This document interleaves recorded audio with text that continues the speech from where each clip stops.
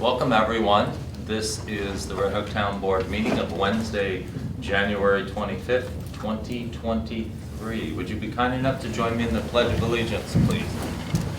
I pledge allegiance to the flag of the United States of America and to the republic for which it stands, one nation, under God, indivisible, with liberty and justice for all.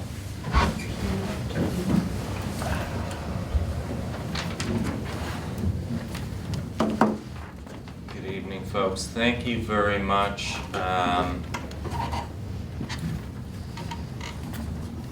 For the folks at home, we have the agenda up on the screen, what we'll be discussing tonight. The first item on the agenda is a resolution to set a public hearing. There's been new state enabling legislation to allow the Red Hook Town Board to consider a property tax exemption for volunteer firefighters and ambulance workers. And this is something that we would like to take up as soon as possible so that we can make it effective almost immediately. So we'll be entertaining to set a public hearing for that at our next meeting. Also a public hearing for two tweaks, if you will, on our zoning amendments, incentive zoning to allow for greater flexibility on open space and other projects. Local Law C proposed, which is a new chapter, also will detail for us and for future boards sort of the steps that are necessary to go ahead and acquire properties when you need to acquire them and dispose of portions of it that you will not be hanging on to. Number 4 is discussion of the Association of Towns legislative resolutions. I don't know that we will necessarily be voting on those, but we'll have some brief discussion on those items so that when we go down there in February, we can take positions on those. We have an update. We have Ryan Morrison with us tonight from Ty and Bond on our grant-funded road stream crossing management plan, and so you'll get an update on where we are with that. We also will be reviewing his firm's task order as part of the grant-supported county grant municipal investment grant project to connect the two rec parks. It's really one rec park, but east and west, and we'll be just approving that and also approving the contract with the county as it expired at the end of last year, so we'll be approving a 2023 version of that. And streetlight maintenance agreement, the period of which has expired, for which the installation was covered as part of the warranty. So now we're looking at the maintenance agreement, and we'll be talking very briefly about just how much money we're saving the town right now, now that we own them. A little bit of reorg. We'll see if we actually take any steps with reorg tonight. We have a couple of letters of interest. And then perhaps if we have time to do board and committee reports, if not, we'll have to leave that to the next meeting. Okay, that said, I don't actually have any announcements tonight, believe it or not. Does anybody have anything that they would like to share? Okay, very good. Moving right along. Resolution number 4. So as I mentioned earlier, we have now the authority to grant property tax exemption for our dedicated volunteers who put their lives on the line, who spend a great deal of time away from their families answering these calls, and we're very appreciative that we can now entertain this. We do have a couple of decisions to make, and the first is, what is the minimum service requirement that we would establish if we were to adopt such a law? And my suggestion would be, since I see the county is now looking at a 3-year minimum requirement, it would probably make sense to standardize that. So if you were a volunteer firefighter or emergency worker, you wouldn't have to necessarily keep track of which taxing entity was granting you which exemption. And for the folks at home, it's a 10%, up to a 10% property tax exemption, and it's just for the taxes for each entity that is authorizing it, so it will only save them 10% of town taxes, because that's all we have the authority to control. So what do you all think? So before we discuss putting this up for a public hearing, does that make sense to keep it consistent, 3 years minimum service? We can do anywhere between 2 and 5. Yeah? Seems fine. Yeah? Yeah, in the draft, it didn't, it seems like it's drafted that we have to pick a year, that we can't, like, say that it's tied to the Dutchess County schedule or something, right? No, it does not say that. It just says we have to pick a year. Pick a year, right, Yeah. okay. They haven't decided on 3, but They're gonna put it up for. they're gonna put it up, okay. Yeah. Okay, then I'm good with 3. Jacob? It seems fine, yeah. Okay. And obviously, we want to hear from the public. We think we know what the public's going to say about this because of the dedication and the sacrifice that these folks make. If you're not aware at home, the amount of money it would cost us to have paid fire companies in this community is in the millions of dollars. So they are amongst the best deal in town. Okay. Anything else before we consider putting this up for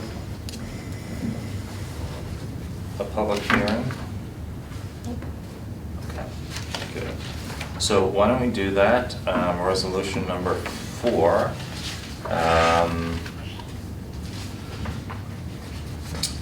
Calling for a public hearing. And we'll set it for 7:35. Yeah. We have that resolution. We do. Yeah, up on the screen. I was just checking on the screen. Yeah. Okay. Resolution number 4, and I would like to move that. Is there a second? Second. Thank you, Bill. Any further discussion? If not, all in favor? Aye.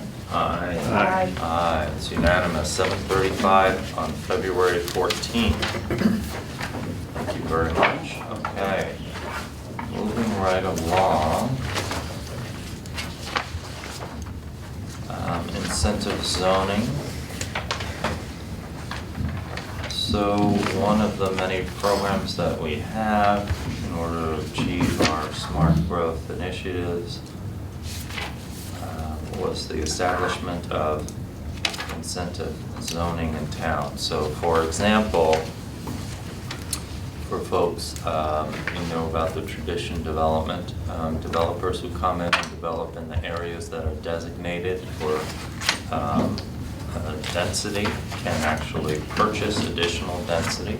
The goal of the community is to efficiently use our land resources, and in exchange for greater density, they put funds into an incentive zoning fund, which then gets used to preserve parcels within the agricultural business district. And then we realized, well, you know, we may want to preserve parcels that are outside of the agricultural business district, for example. So what this local law is gives us greater flexibility with the use of those funds. And that is local law B, and attached to this law we have B and C, and probably best to consider them together because you'll see the environmental review is based upon local law C, which is to establish a new chapter of open space. And Chris, did you want to talk to the board for a minute about? Here, but, oh, see up. Yeah. Flip up to that one. I'll point that out. So this is a new, got a couple more pages, and then we can come back to the EAS, right?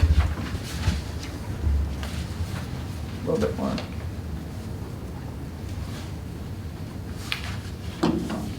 It just keeps going. Yeah. I know, I know. Yeah, it's long. You're gonna flip quite a bit, because the EAS is pretty long. Mhm. You're gonna, nope, yeah, we got that too, yeah. Okay, all right. We're almost there. We're almost there. Calf. Right after the calf. There you Don't go. get That's the dizzy. resolution, right? That's the Okay, so let's resolution keep going. classifying. Keep Yeah, going.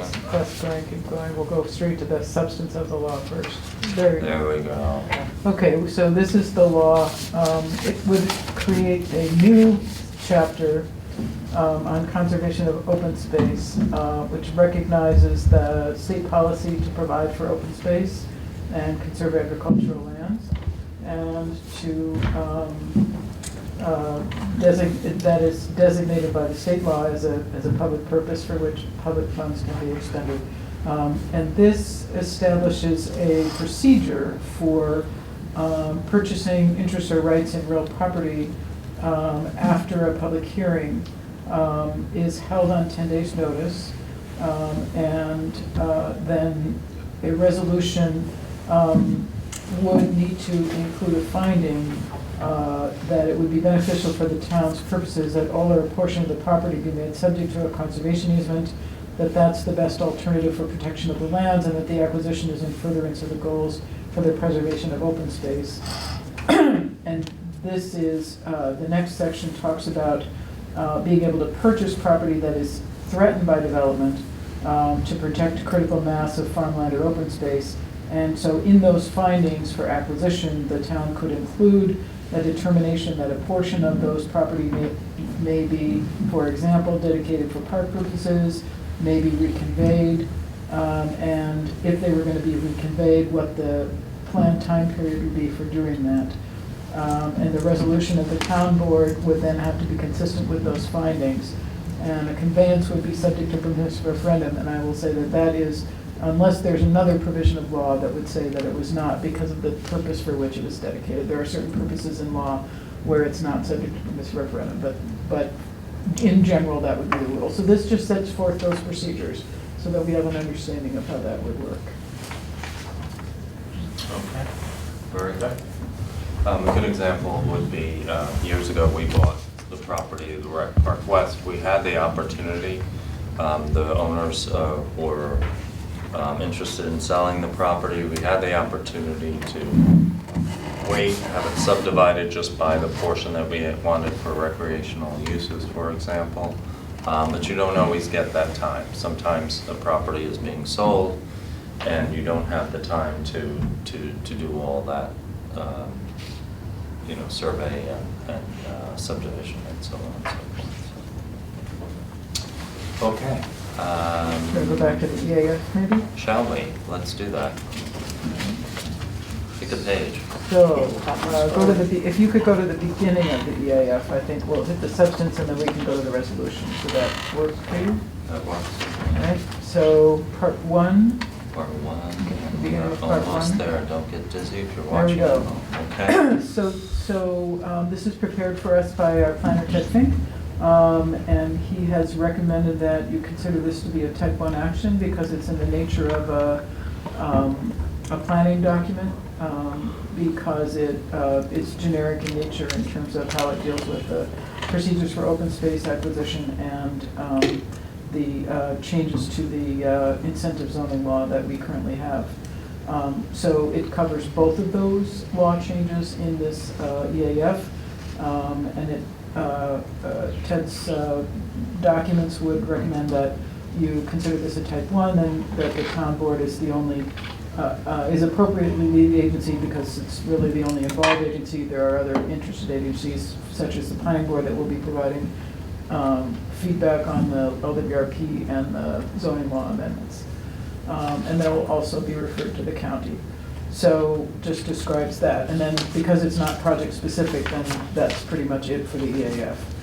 He's also provided, because we have an LWRP, he has a form for review of that, suggested form for review of that, that will be forwarded to the planning board.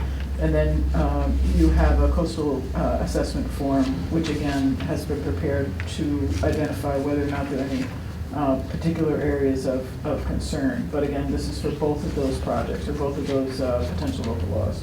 So the resolutions you have, you go to the classification, which is after this form. So you're not going to make those findings tonight. This is a form that you're going to forward as part of your referral. Okay.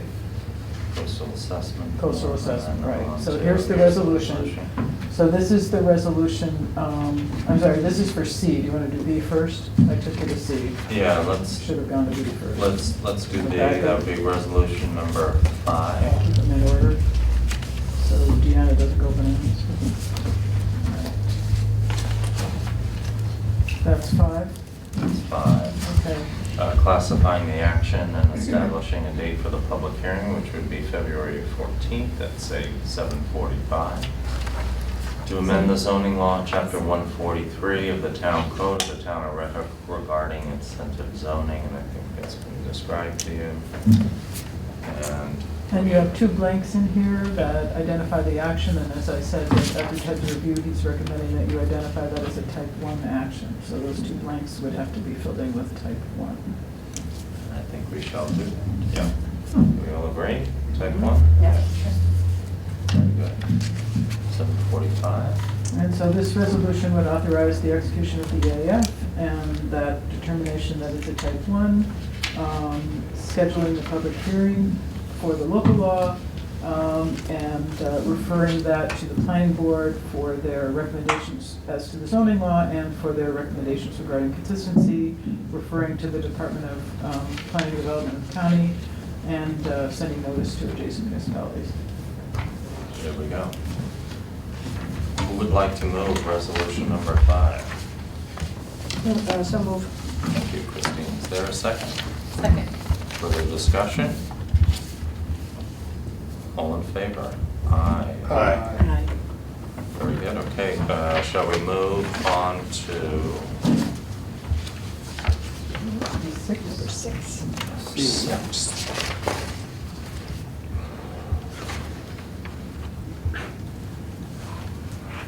Away we go.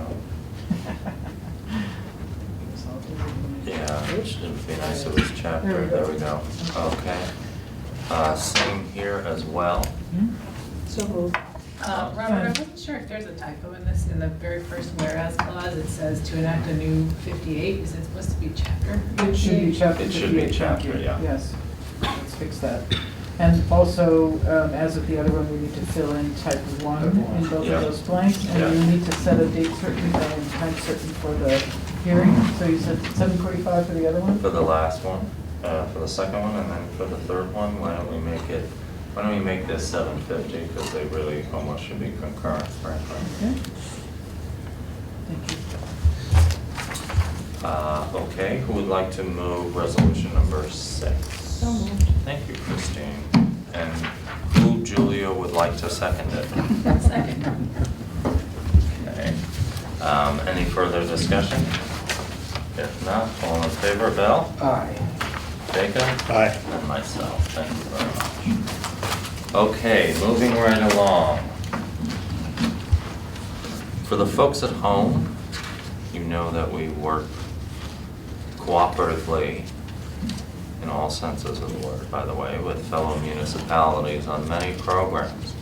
And there's also been an organization, the Association of Towns. We were actually one of the founding municipalities of AOT way back when.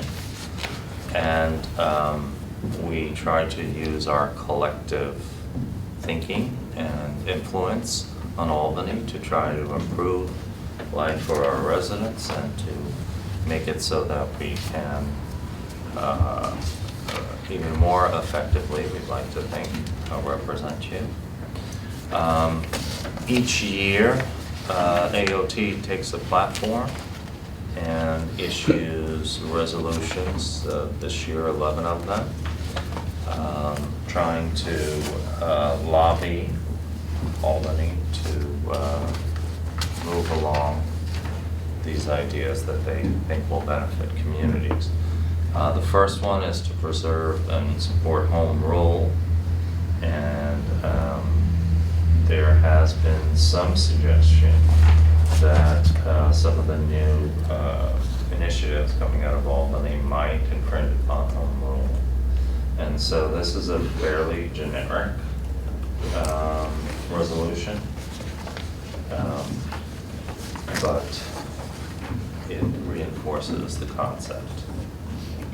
Any question on this one? No? It says that home rule dates back to 1963, 1964, or some partial to 63, before then. Number 2, support highway, bridge, and transportation funding.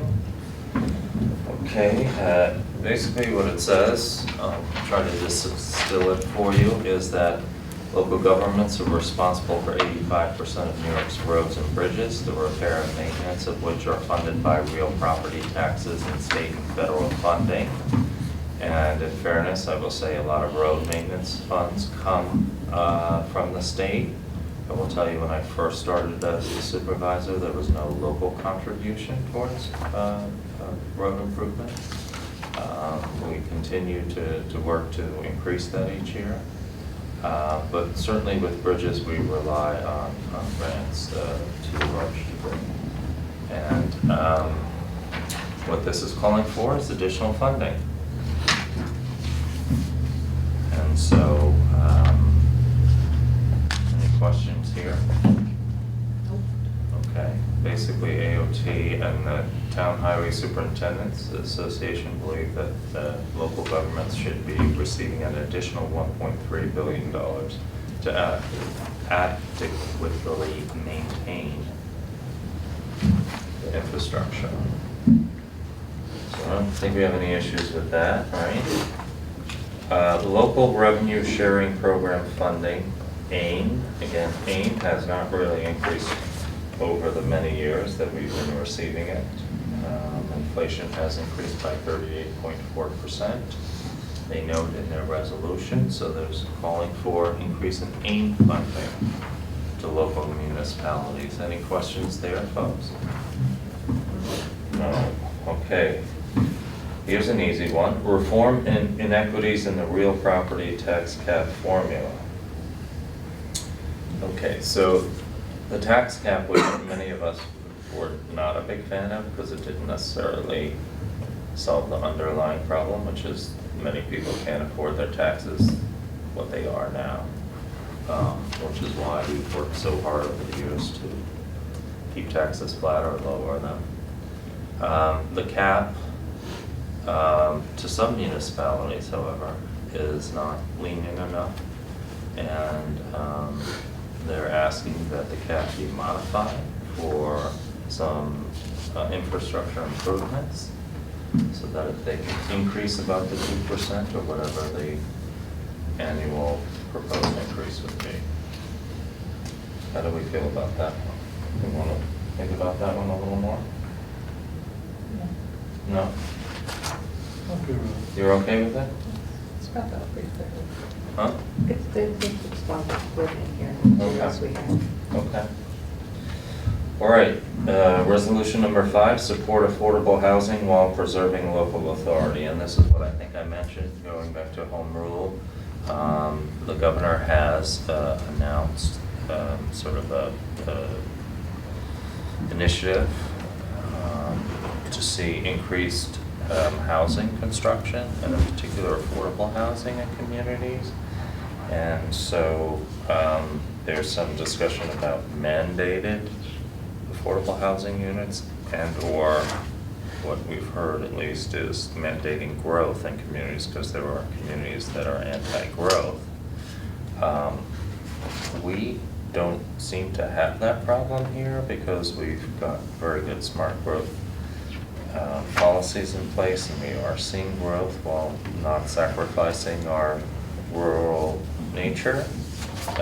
But there are municipalities that would not meet, and the target I heard for rural communities such as ours is they would like to see 1% more housing, which in our case would be 30 some odd houses, in the next 3 years. And we already know we're gonna be there with our development that's underway and single families scattered throughout. So I don't know that that's gonna be a problem for us. But there is some concern about being mandated to build in communities. And so what do we think about that? Resolution number 5. They want to fund it? They wanna fund it? Do they want to fund it? Question. Well, I think it's a carrot and stick approach from what I understand, or it's going to be, that there's gonna be some carrots and there might be some sticks if we don't get on board with carrots. But again, I don't know that it will necessarily apply to us because we'll already achieve that. And we hope to be working on affordable housing or more affordable housing projects very soon. Any thoughts, Jacob? No, I think it's fine. Yeah. Okay. Support the expansion number 6 of cellular and broadband service while preserving local authority. Here we go with 5G again. How much control do we have over these new and advancing technologies? And so it sounds like give us a little more control, how we can guide the development of 5G in our communities. We haven't addressed that yet. That's something for us to consider. I mean, it would be nice to have some authority over it, if we could manage to get it. Okay, any more thoughts on that? No, I think both this one and the prior one really are about the concept of home rule as applied to specific issues. Okay. They're still in support of them too. Right. Yeah, I like the way they frame it. You like the way they phrase it? Okay. Number 7. This is my favorite one. Favorite one, yeah. Been working on this for years with my colleagues in Dutchess County. I know an important issue for Ulster County as well, and many counties throughout New York State, is to provide all towns with the authority to set speed limits on local roads. Right now, there is a 2-tier standard for which municipalities can set their own speed limits. And that's suburban towns over 50,000, or oddly enough, municipalities within a certain mileage of a township that has a large population. And so we were successful last year in lobbying to get the ability to lower speed limits to 25 miles per hour. And this year, I think it's very important that we as a township really impress upon our state legislators that we need to have the authority to lower the speed limits on those local roads. And so that's what resolution number 7 does, is to treat each municipality fairly and give them that authority. Again, we're not talking about these state and county highways and slowing down commerce, we're talking about the local roads. Okay, any questions about resolution number 7? No. Okay, increased justice court funding, and that's another one of those where they basically talk about how inflation has raised the costs and how little fees are kept by the local municipalities with the justice court revenues. I assume there's no problem with this resolution, okay? Be nice if I scroll down for the folks at home to see that. Resolution number 9, probably the most confusing one. We won't put it on our attorney to the town to explain it to us, but I've been told that my interpretation may not be the correct interpretation, but it seems to me that it deals with potential liability if communities are tree cities like we are, and we go ahead and we want to plant trees, that if we're not notified that there may be a problem with that tree from a safety standpoint, and if we don't act negligently, that we could still be sued. And so I interpreted this as being that we would have some protection, or thought to have some protection with prior notice. What do you think about this one, Chris? Did you get a chance to take a peek at this one? Is that what that Well, in says to general, you? yeah, that is what it says, and in Okay. general, prior notice is supposed to be beneficial to municipalities to allow them an opportunity to take action Right. before litigation ensues. Right. So, My question is historically, what is the basis for this resolution? I mean, is there some history of problems with with municipalities planting trees? Well, I don't think it's the planting of the trees, it's the liability that would then ensue 20 or 30 years later, if that tree is involved in some type of accident. It's planted on our property, town property, or in our right of way, or, Well, I think what this says is that in order to induce municipalities to want to well, plant trees, that indemnifies it. does it indemnify No, us? No, it's I intended don't to think say so. that before you are, that some, just as with the highway situation, right? You know, there's a prior notice requirement before someone can bring an action. They're trying to make a parallel there. I don't know what the background of this provision is and whether they've introduced it before, or whether this is the first time.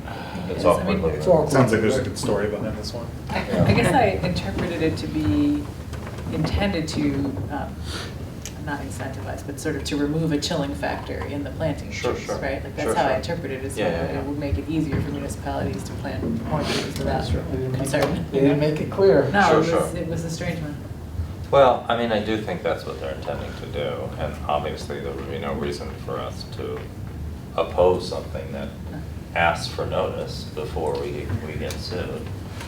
It's not, It's it's just not written It's just not, that well. yeah. Okay. I could, if somebody wants to script something, I don't mind the conference making some comments to that effect, proposing an edit. We're probably not the only municipality. Well, That it's read it also- and reread it, yeah. It's also a concept and not the legislation itself, It so. is, Right. it is, that's true. Okay. Number 10, amend civil service rules to foster a more efficient hiring process for public employers. Well, yes, that's my response.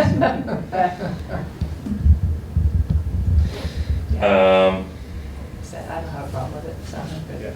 Okay. Much of it doesn't apply to us anyway. Well, there's a fair amount of civil service positions. Well, Just yeah, we but sometimes not- scratch our head going, really? But in terms of exams Yeah. and grading, and Yeah, I work for the state of New York, I mean, You know. I know you know.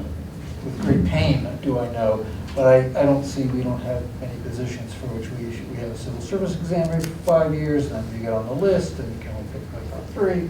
You know, I don't think a lot of that part, which I support their resolution, but there are other towns, other municipalities in the state. More impacted. Yeah, by large civil police service. Sure, sure. departments, you know, things Sure, like sure. that. Yeah. And also, it actually tries to deal with appointments of provisional employees, and then there's still no test ever. Right. And what happens with that, which is important. We've had employees here for years, and then all of a sudden they announce there'll be a test, and your employee has to score on the top 3 of that test, and it's like, what do you mean? They've been working for us for 8 years, and they're Right. doing a great job. Right. And now they have to worry about your test?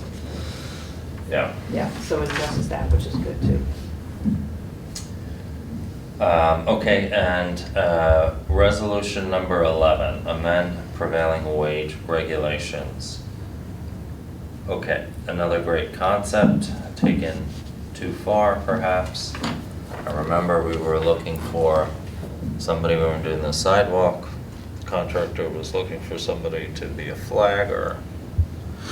They needed to meet their MBWE requirements, and so they advertised for a flagger, and then when I saw the ad, it was something ridiculous, like $73 an hour for the flagger. A nice wage, but maybe not commensurate with the experience required to wave the flag.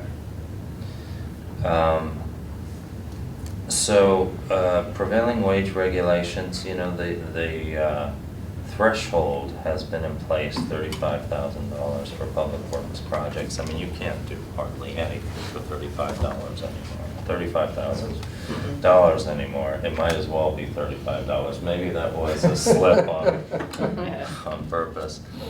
So obviously we need to support this, I think, because we need to get jobs completed for our constituents and at a reasonable wage and an attractive wage, and we're very proud of our wages here in the town. But that said, okay, good. So why don't we,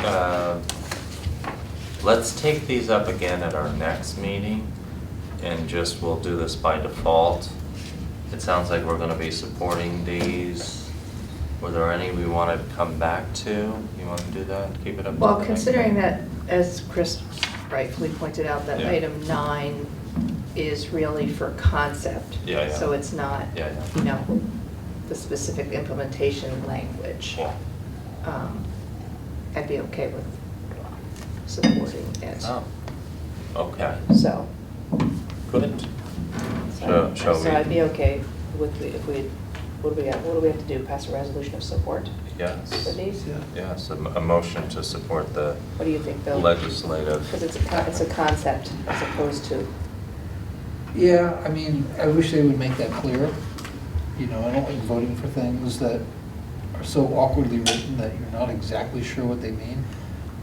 The people who wrote it, they know what they mean, but they may not have, you know, sometimes when you're too close to something, it's hard to get it down to more plain language. Well, don't forget, we don't have to support whatever they propose No, I in know. legislation. No, I know. It's Right, just now, this is just we're the saying, concept of go ahead. forward. Conceptually. Go ahead and work Yeah. towards Yeah. this. Yeah, I mean, I think overall the slate of resolutions is something. Works for you? Yeah. Okay. Julia, you okay with that? I am. 11 for 11, okay, very good. Christine, would you like to make that motion? That we sure, support that? that we support the What is- proposed 11 resolutions of the AOT legislative agenda. Wonderful, I will second that. Any further discussion? If not, all in favor? Aye. Thank you very much. Next up on tonight's program. Oh. Ryan Morrison. Is it coincident that the roads are wet and you had to cross them to give us tonight's road crossing stream management plan? I would say that's a coincidence, yes. Just a coincidence? Yes. Would you be kind enough, Brian, if I could ask you to just give us a 30-second reminder for the folks at home who may be watching tonight's meeting and didn't watch the meeting a couple of months ago when you were here updating us? Sure. So this project was awarded actually in 2021 for start of work in 2022. The project is funded by New EPIC and the DEC. It's actually administered by DEC but awarded by New EPIC and funded by New EPIC. This was an intermunicipal grant opportunity for the town of Red Hook and the town of Milan to work together on doing municipal management plans. Each municipal management plan is their own independent plan for each town, but they wanted to have some synergy with towns that are close by. It just so happened that town of Red Hook and the town of Milan share a lot of the same watersheds, as myelin discharges towards the river and into the Hudson River estuary. This grant is specifically geared towards communities that are within the Hudson River estuary, and it's trying to create aquatic passage through culverts within the communities to get migratory aquatic animals from the Hudson River up into the watershed so that they can reproduce and then go back to the river. So we've been working on this since January. We had a long delay because there's very specific times that you can actually inventory culverts. DEC wants you out there during dry season. And we actually got some help from the DEC. In this particular case, they did some of the inventorying for us, which has helped us to kind of move budget around and provide a little more additional services to the towns. And so I'm here today just kind of give you an update about where we are, where we think we're going to go as we kind of wrap up this project in the next couple of months. This little bulletized list kind of tells you what the steps were that we laid out the last time I had met with the board. The municipal management plan includes inventorying, cataloging, inventorying of culvert crossings. Just for anybody that may be curious, this doesn't include any time stormwater crosses under a road. This is specifically where streams cross under roads. So that, there's catch basins aren't included in this, drainage structures aren't included in this, just where streams cross under roads. So we inventoried all the culverts within the community with the DEC. We didn't do private crossings. We only did public crossings, for obvious reasons of getting the rights to get onto the property. We cataloged dams within the community. This was a desktop analysis. We didn't go to every dam and survey it. The state has really good data about higher classification dams. There's a lot of small dams within communities. People may have made a little pool in the stream or things like that. This keeps its eye on larger dams. Most of this is just to make sure most municipalities are aware of what's out there. The state has this database, but maybe community members might not be aware of what's out there, especially for private dams. We then went through a rank and prioritization process over the end of the summer, early fall. We met with Teresa and the highway department and talked about what problems they were seeing in the community. Robert joined us and talked about, what kind of flooding's happening, if he had seen any complaints from residents about flooding of culverts. And we came up with a priority metric for which we were going to prioritize culverts. And we'll get into that in a little bit. Up for a second, Robert, sorry. Yes, thanks. So the purpose of prioritizing was to get to the top 10 culverts, and we'll select 4 culverts. We've selected 4 culverts that we're going to prioritize and do conceptual designs for. And that's kind of where we are right now. We're working on conceptual designs with an eye on trying to close this out by March of this year because we think grant opportunities are coming. We're hoping grant opportunities are coming. We'd like to apply for construction and final design funds. I have a question, which maybe you're going to get into later, and I'm Sure. not going to wait, but when you did that ranking and prioritizing, there are a lot of different metrics that you can try to optimize, right? Are you talking about the ones that would be, highest flood risk or most expensive to fix or, most important to aquatic organism passage, or do you have some kind of cumulative, metric that captures all of them? I'm just curious to know a little more about how that Sure. happened when you get there. So we're going to look at metrics in a second, but it was kind of a combination of everything, and certainly, the NUIPIC sets out some guidelines. They want to fund projects specifically that'll work on aquatic passage, and so there's some special barrier ratings that they're looking for that kind of weed out a lot of culverts that maybe just be condition issues in the town. But yeah, so we have some metrics that we've used with them in the past and kind of reviewed with them, and then they get an opportunity to kind of yay or nay your metrics. But we'll kind of talk about each one of those in a second. Go ahead, Robert. This is really hard to see on this. The main piece out of this that I'd like everyone to know is that there's public information available. You can click on these culverts through the NAC website. I think if you Google NAC database, you can click on it. You can scroll through your community, click on the culvert, look at photos of the culvert, look at measurements that were taken. And this is publicly available for everybody. And it's not just for the town of Red Hook. Anywhere that NUIPIC has funded this program, these culverts will be analyzed. You can scroll to the next one, Robert. So here's that rank and priorities metrics that we were looking at. Basically, we broke out scoring into 3 different categories. Aquatic passability, which were the ones that we wanted to look at. Structure, condition, for obvious reasons, if we found a culvert that was poor condition. Flow alignment was another structure condition we looked at. Flow alignment has to do with how the stream passes underneath the road, and with poor flow alignment, it can create erosion issues, which can create sediment floating downstream. And then town priorities, this is where we talked to Teresa about what her flooding concerns were, what conditions, you know, maybe she was seeing at culverts that we may have missed. Also, which culverts maybe were higher priority for her because they were not a culvert that the town would typically do. That was something they'd like to sub out, so they wanted to have a design for that so they could have bid documents and provide that for a contractor. As far as aquatic connectivity, we looked at a barrier rating. The barrier rating is a large algorithmic equation that they use based on a bunch of measurements we took while we were out in the field that result in basically calling a severe barrier, significant barrier, or not a barrier at all. There's actually 5 ratings altogether. NUIPIC will only fund for design, only typically fund for design, severe barriers, significant barriers, or moderate barriers. They won't fund the other 2, which are a moderate barrier otherwise. The next rating we used was an AOP, which is more of like a high-low binary. Does it have aquatic passability or reduced aquatic passability? And then perennial flow. We didn't want to do any culvert designs on streams that dry up for a large period of time. That doesn't make sense for aquatic organisms.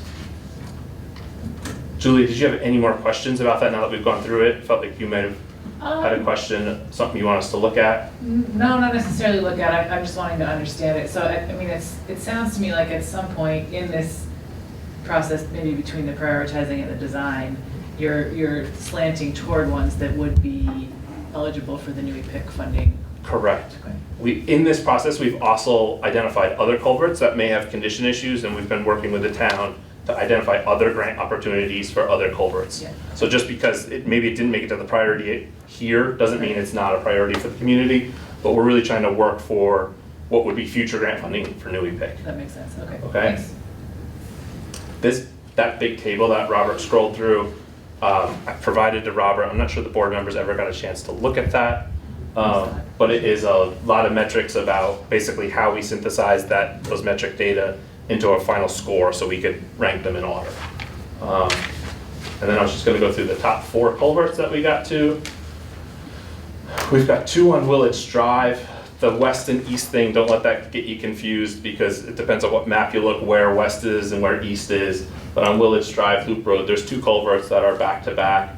One had a flooding condition issue and one was fairly deep, and the town thought that would be a great one to be funded and constructed by somebody else.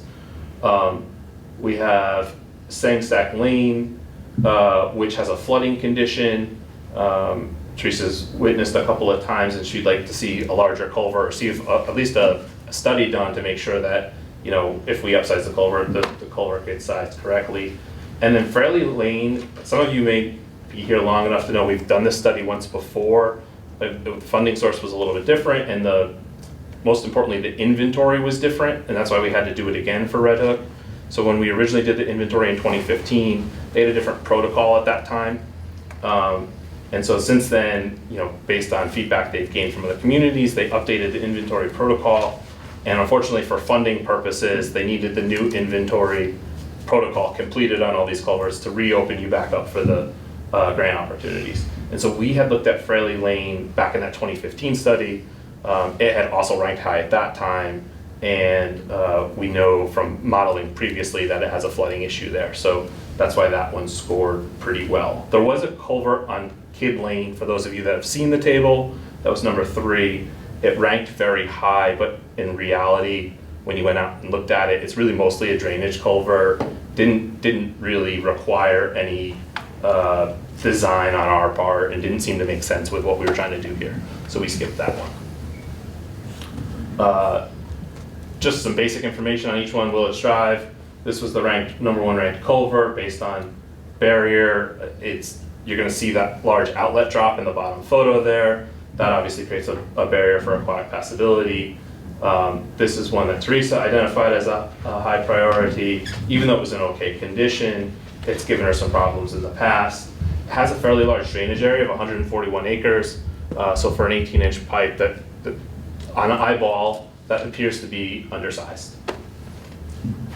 The next one down, this is a condition issue and fairly deep, which is why it hasn't been replaced. And this is the one that Teresa had identified as being a good opportunity for an outsider to help with. This is a 30-inch diameter pipe, and it's just a little further down Willis Drive, which kind of leads to that undersize of that 18-inch pipe. This has a rotted invert into it. It was a moderate barrier. And if you could just scroll down a little bit. Yeah, I'm sorry, up one, Robert, just so I can see the bottom. If you can see that invert's rotted. This has another large drainage area as well. And so this one was ranked number 2. Scroll down to the next one. The culverts on Sangstack Lane are 2 24-inch side-by-side culverts. The photo on the right-hand side there is a great opportunity of why you try not to do double culverts. They tend to collect the debris. If you need enough flow to flow 2 24 inches, you probably want a wide open culvert so that you don't collect that debris there. This one got okay as a minor barrier because it was a flooding hazard, and Newey-Pick gave us some flexibility for this one. Again, 141 acres of drainage area. Final one was Fairley Lane. Like I said, we previously looked at this one and understand that it has a flooding issue. It's a 12-inch diameter culvert that's kind of buried, but its drainage area is fairly large. It's 172 acres. And so this one we've already seen floods during a number of the storm events. So we will be looking at this one as well. And for next steps, we've already kind of talked through this, but we'll do some conceptual designs. We're working on modeling the watersheds right now. We'll work with a local concrete precaster to get some pricing on some general culvert sizing so that we can provide some OPCs and some schematic designs. I'd like to be able to present to that at the February meeting at some point, just so you guys have an idea of what we're proposing. And then as of March, we'll wrap all of that into a municipal management plan for draft review for the town so that we can submit that to Newey-Pick. That's kind of our update. Terrific. You know, these programs are just invaluable when you have 191 culverts and you're trying to figure out how to appropriate where you're going to get the funding, how you're going to rank them, who's going to do the work. You know, having a plan in place for all of them, I think, is just going to make life easier, certainly for highway and for the board as well as we make these considerations. So appreciate all the work. Glad we got the grant to do this. Sure. The design. Ryan, I just have one last question for when you're doing the design, you know, we've had some prior grants that looked at climate change scenarios as regarding, you know, inland flooding, nuisance flooding. How do you decide how big the cover needs to be? Do you take sort of a climate model into effect? So we use NOAA's high precipitation rates for a rate, but DEC and Newey-Pick require that you design to the 100-year storm, which would be above typical design standards for the town of Red Hook. I think town of Red Hook would dictate 25-year storm. DOT would want to see something like a 50-year storm. So they're trying to incorporate climate change without getting into the discussion about which model's best by just saying design to the 100-year storm, and then you'll hit most climate models for average storm event. It's kind of their conservative approach to that. Thanks. At the bottom it says questions. Anyone else? Okay. Thank you. Thank you Thank very you. much. Good job, thank you. Appreciate it. We appreciate it. And yes, the board has seen all those graphs, and it's even on our website. Oh, wow. So anybody who has a problem sleeping, welcome to go and take a look at our culvert inventory. Oh, and Ryan, before you do skedaddle, so we also have a task order from your firm. This is also the Rec Park Connector.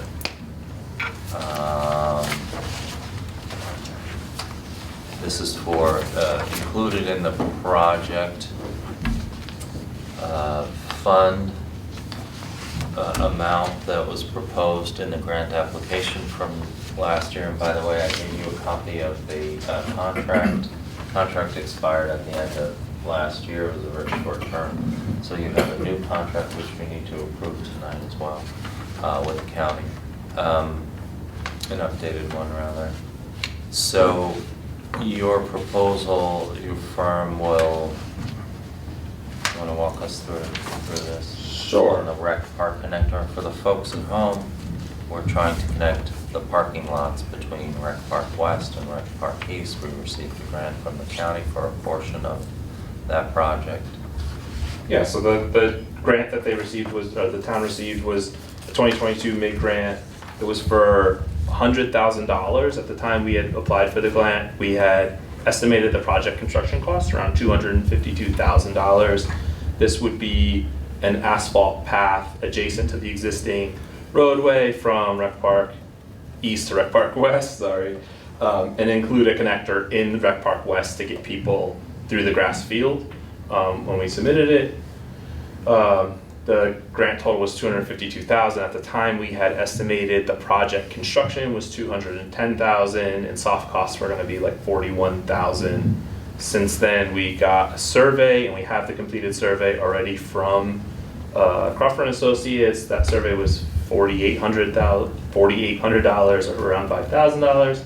And then this proposal would be for the design services for the construction, design, construction, and construction administration of that sidewalk project. So it'll include us being out there for construction observation on a semi-regular basis. We won't be full-time construction. It'll include design documents, permitting with the county as far as the crosswalk. There was some work that was done last year, getting the county to agree to do a striping across the Linden Avenue and put up some signage, because we had anticipated a little bit more crossing once we provide the sidewalk, and so we wanted to highlight that area. It will also include a little public outreach as far as what's happening in that right of way. I know there's some residents that may be concerned about what be happening to their property, or happening within the right of way adjacent to their property. And so we'll do a little public outreach at some point once we get far enough in our design, just to show everybody what we're proposing. So yeah, the proposal was for $48,000, and would include all the way through construction. Very good, and I see the anticipated schedule. Looking at, end of summer perhaps to have this project complete. That would be wonderful if you could do that.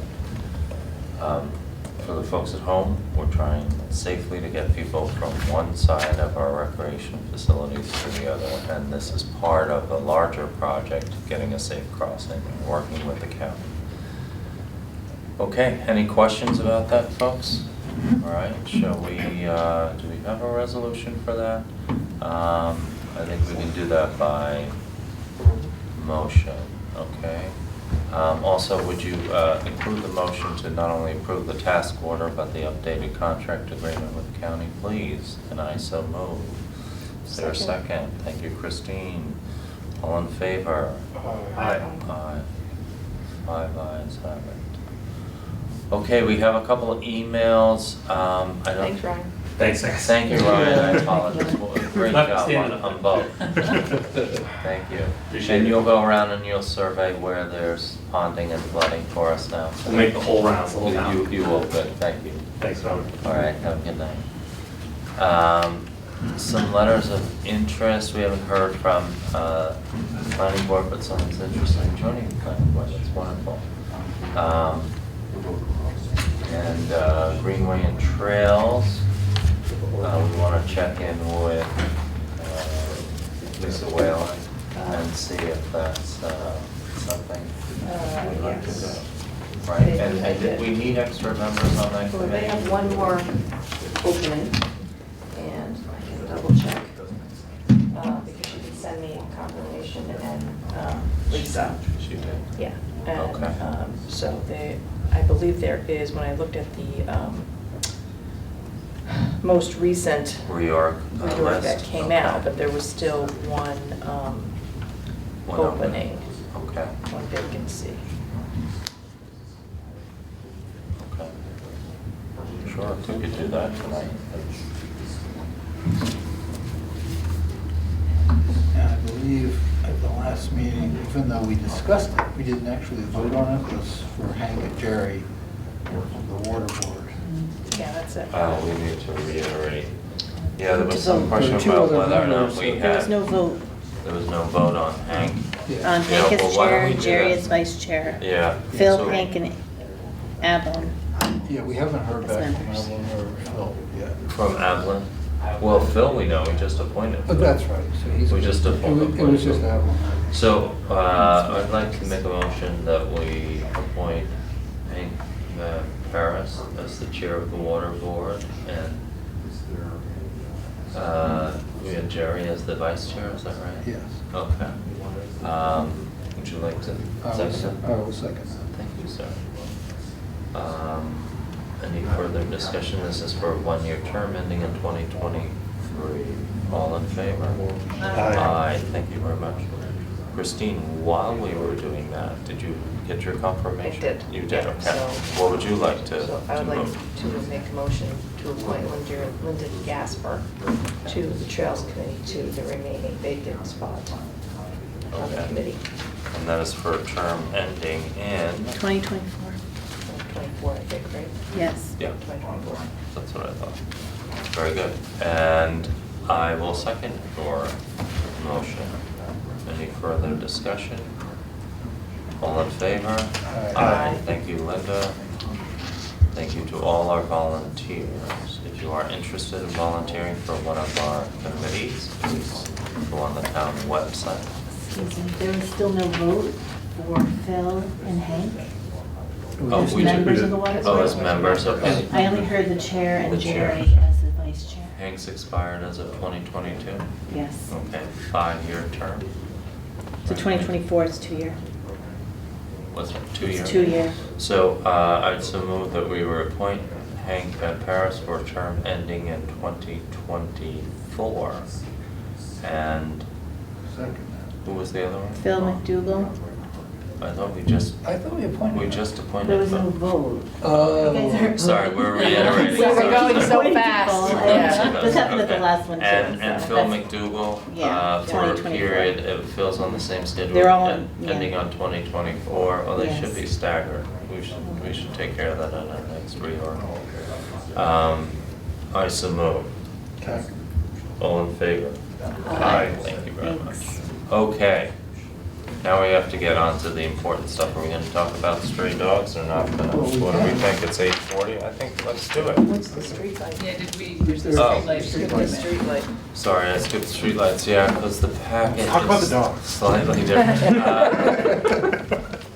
Very good. So the folks at home, just a reminder, a multi-year process working with other municipalities in what was called the Streetlight Consortium. We endeavored to figure out how to acquire our own streetlights, purchase them from the utility. We were paying an exorbitant rental rate for the streetlights.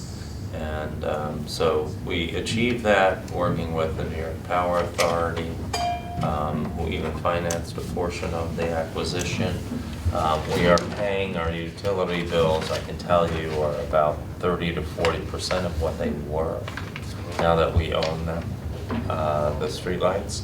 And the warrantable period that was included in the purchase has expired now, and so it's that time as was contemplated to have the maintenance agreement, and the maintenance agreement is in your packets. And it's roughly $6,000 a year for the general maintenance.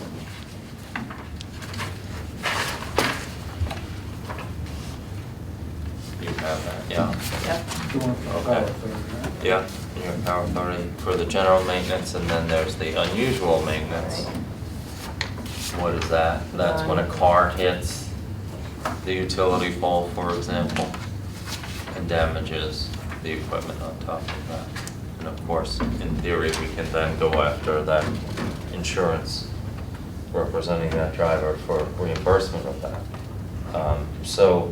For 257 lights, some of which are in our lighting district, some of which we do on behalf of Bard College, some of which are for our municipal properties, or parks and so on and so forth. So it's a 2-year. Yes, it's a service 2-year contract. service contract, but just roughly what it comes out to is per fixture, about $23 per fixture, the general Per year. maintenance per year. So, and that was contemplated for the folks at home, by the way. You should start to see in year 2024, we keep talking about how all these clean energy initiatives are saving our taxpayers and users dollars. This is another example. You'll start to see a budget proposal probably next fall in the supervisor's budget to reduce the taxes for the lighting district based upon the savings that are achieved, even including maintenance, and there'll be an allocation for capital as well, because ultimately, even though these LED lights can last up to 15 years, they will need to be replaced at some point, so we want to make sure that we have that money in place as well. So you'll experience, and taxpayers throughout the town will experience a reduction in cost because there are lights that are part of the general account as well. So any questions about the maintenance agreement? Nope. If not, a motion to approve. Who would like to move that? I'll move it. Yeah, thank you, Bill. Is there a second? Second? Thank you, Christine. All in favor? Aye. Aye, thank you very much. Okay. Dogs? Dogs, I'm sorry, we have to get back to the dogs, don't we? So, Bill? mercifully, December was a light month. It's a nice report. It gives you the year-end cap of various incidents. And, we have three, dangerous dogs or dogs that those involved in a fighting incident that were back in April. And, we have a fair number of cats, which are feral cats. I was gonna ask you, are you concerned that the number of cats is now very competitive with the number of loose dogs? Well, they are technically loose cats, Yeah. but they're unowned cats. Yeah. They're feral cats, and there are 20,000 or so according to the SPCA in Dutchess County. So 20,000. that's what everyone told me. Wow. They have a program where they, I think, Spay and neuter. spay Yeah, and yeah. neuter, and in various ways. But it's an issue, and they only have a lifespan of 2 to 4 years, so it's sort of sad. Yeah. But that's where you're getting a lot of the feral cat calls. And nuisance dogs are really more like barking dog. People complaining about they leave the dog out and it barks, and loose dogs. Hey, listen, dogs get loose. They're not dangerous dogs. They haven't bitten anybody or threatened anybody. They just somehow they got out of their yard or whatever, or and they have to be riled up and returned home. So that's the year-end report, and I'm grateful that we are very light on the dangerous dogs. Good. Yeah. Thank you very much. Tree preservation, who would like to give the tree preservation report? I'll do that. So the Tree Preservation Commission for January 2023, there was pruning this past weekend for the new oak trees on Pitcher Lane. There's also a large maple tree that's in decline on the west end of Pitcher Lane. It's going to be evaluated for removal. The Tree City recertification application was successfully submitted. The ongoing replacement for the missing Tree City sign is still being researched. That's been a long-term effort to try to replace that. The 2023 Arbor Day celebration is scheduled for Saturday, April 29th. And alongside that, there will be a luncheon for volunteers and for the Village Green volunteers around that. The spring tree planting will be at Rec Park West, ordering trees from Augustine's or Adams Nurseries, that hasn't been determined yet. And then books for the annual poster contest winners have been ordered, so that'll be alongside Arbor Day stuff as well. Very good. Thank you, Jason. And as I read this, you just put us on notice, speaking of resolutions, about a large maple tree on the west end of Pitcher Lane. Yeah? So we better be prepared to call our contractor that we were awarded to let us know. We'll be in touch with our highway super to make sure that, if it's a risk to motorists. Very good. Thank you very much. Next up, we have the police. Liaison, give that if you want. Please, Bill. So So for the month of December, they had 102 calls that they went on. They issued 31 traffic tickets, and made 2 arrests. I would note, if you read this report, they're the first responder to many events, many issues related to medical emergencies. They're often there before an ambulance, even fires and other kinds of issues. So the number may seem high, but they're often the first responder. The other issue that was raised previously was the issue on the school incidents. And it looks as if, well, we've had a lot of incidents in schools. It's really not true. It's the way the police department keeps records of the calls that go on. When they assign someone to the school or when they show up for something as a school resource officer, somehow it goes into that. Okay. Usually, maybe one of these might be a medical emergency. Okay. But for the most part, that's just, It's an attendance. it's an attendance. It's Okay. not really they call it a call, because technically it is a call when they go out and they're assigned out there, but it's not like some of the other issues that they're dealing with, like welfare checks, medical emergencies, and accidents, and unsafe road conditions. Okay, so this is a little bit out of place here. The documents, a little too far. Okay, we had a report from our highway superintendent, the annual report, end of year report. The summation, Jacob, did you want to give us a quick summation of the annual report? Yep, so some highlights of 2022. There were a number of roads that were paved. The contractor, Manor, Colonial, Meadow, and Trow. Haveman Hill and Keller Road were chip sealed with the contractor. Schaefer Road was paved by the town highway crew. There were 240 feet of culvert pipes on 6 roads that were replaced by the highway crew. They maintained, replaced catch basins in various locations around the town. They mowed town roads, the equivalent of 240 lane miles. Removed 2 dead deer from town roads. They removed trees and limbs from the roadway at 123 separate locations around town. They removed 30 dead trees with help from a contractor. Performed shared services chip sealing with the town of Milan. And responded to 18 storm events throughout the winter season, 21 to 2022. There was also training that was completed by the highway staff. And also administrative items, including our GIS inventory continuing, upgrading the fuel system contracted to a vendor, sale of surplus vehicles, including the backhoe and a plow truck, and then facilitating the town electronics recycling event with the CAC. And then there's a number of logs that are included here with more specific details about what happened on each specific day. Specific days, very good. Well, I'm gonna scroll through that. If you thought that was a long report. Wait till you see the building department. Yeah, you can sign it. Next up, Thank you.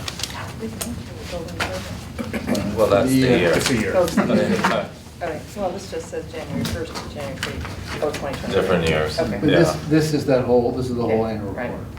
report. Trees done. Well, I think, yeah, I'm not gonna put that, well, am I? Maybe I am gonna put that up. What do we have there? No, that's the, hang on, 1 second, I apologize. It's really the first page. It's the first page you go for here, so. There we Oh, go. there you go. This is, I would say it's an annual report, it's an annual report plus 24 days for Yep. the building department. They were busy. Who's gonna do that one? It's not really, so I guess I should do that. Thanks, Bill. It was a busy year. They're a busy staff, and they basically issued 380 permits, building permits for one reason thing or another, and they're all, whether they're roofs or, they break them down into what they're for, pools. They conducted 893 inspections, which means they spent a lot of time out in the field, checking on the work, making sure it meets the standards. They issued 256 certificates of occupancy or certificates of compliance. They're very, very busy. And they generated $144,000 in income for the town through their activities. So I would say they paid for themselves a couple times Cover the over, cost of right? the part. Well, no, I wouldn't go that far. No, Bill, but they do thank pay you. for themselves. Right. It helped us pay for a new truck, and if you're That's right. going to receive an inspection, we would suggest you go out and take a look at the vehicle. It's an electric F-150 Ford Lightning. We are transitioning our vehicles here in the town of Redham. There is a lengthy list of, I believe, 146 pages. You're welcome to check on our website. It gives all the addresses and what the nature of the activity was. It's very good. That's actually, I think, we did that already. Oh, we did, That was that's right. part of That's the, right. I think that concludes our agenda items for this evening. I would like to take a moment to remind the folks at home. We did have some info sessions recently, and somebody said, well, how come I didn't know about it? Once again, we remind you that the town website has a notification feature. You can sign up and be notified about any and all topics that are of interest to you. It will be sent to you by email or text if you prefer, and that has been the case for several years now. So we would encourage you to go ahead and take that step. You can always ignore the email, like you probably do other emails that you're sent with constant contact or otherwise, but it will give you that opportunity to see what's going on in your community. Okay, at this time, I'd like to make a motion to go into attorney-client. Is there a second? Second. Thank you, Jacob. All in favor? Aye. Aye. Good night, folks. Thank you very much for joining us. Stay healthy.